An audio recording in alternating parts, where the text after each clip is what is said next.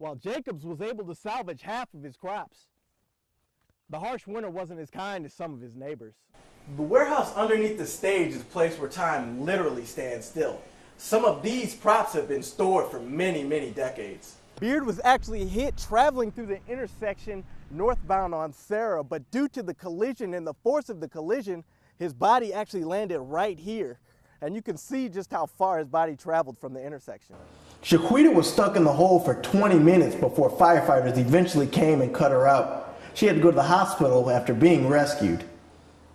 Although the U.S. lost, due to a tiebreaker, they'll still move on to the next round.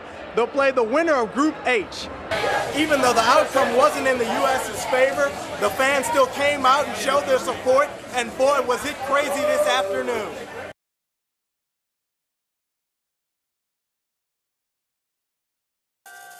It's the elimination rounds, and that means it's time to lay it all on the line, players and fans.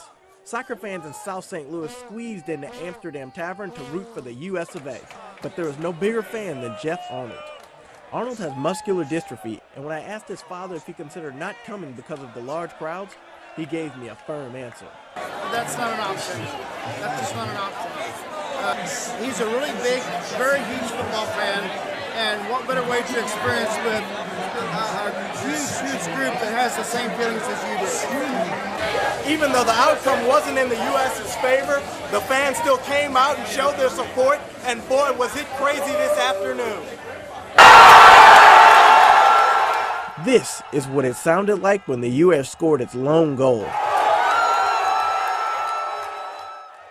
As the U.S. heads home, the fans are proud of their efforts and are looking forward to the bright future ahead. I would say that I think the U.S. made history by making it to the round of 16. We should still support them, not just for this cup, for the next one. You know, it never stops.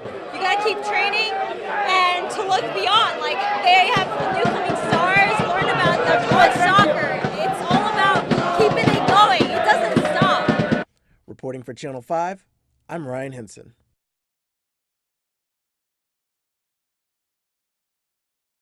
Everyone was affected by the bitter winter, but peach farmers were one of the professions hit hardest. Calhoun County is known for its big, sweet, juicy peaches. And for many farmers, this year there will be few to none for harvesting. Take a look at Roy Jacobs. The severe winter cost him a good portion of his peaches. I'm saying we probably got 50–60% crop. While Jacobs was able to salvage half of his crops, the harsh winter wasn't as kind as some of his neighbors. We might have enough to make a cobbler here and there, but that's about it. We won't be able to sell any peaches on the market this year. While in other occupations, losing a year's worth of work can sound like a nightmare, but to farmers, it's just a fact of life. That's something you just deal with. You don't know from one year to the next what your weather obstacles are going to be, and it seems like every year is a different challenge. The farmers predict that as every year the demand will be high, but the supply will not. Virtually all of Heffington's peach crop has been lost, but he is not letting that dampen his spirits. This summer I'm going to take advantage and go fishing a couple times here. Reporting for Channel 5, I'm Rhyan Henson. A family is reeling after a loved one was hit and killed last night. Around 8 p.m. at the intersection of Cook and Sarah, John Beard, a Clayton resident, was struck and killed while cycling. Beard was actually hit traveling through the intersection northbound on Sarah, but due to the collision and the force of the collision, his body actually landed right here. And you can see just how far his body traveled from the intersection. Beard achieved many things in his lifetime.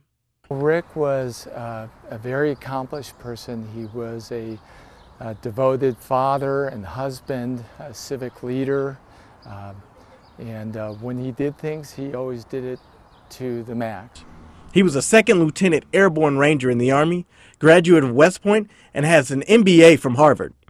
Beard's presence in the community will be sorely missed.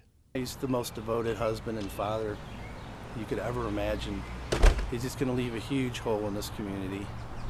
When Beard was hit, he was in full cycling gear with reflectors. Police recovered a car that is believed to be involved in the accident about a mile away from the scene, but currently have no suspects. Reporting for Channel 5, I'm Rhyan Henson.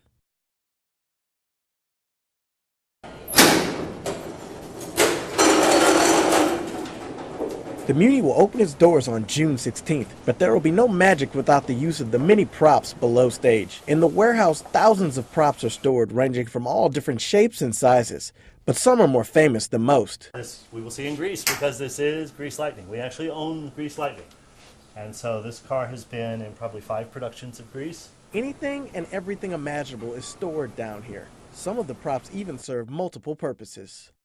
And if we need to run to the store, we'll grab a bike and go, if it's quicker than driving. The warehouse underneath the stage is a place where time literally stands still.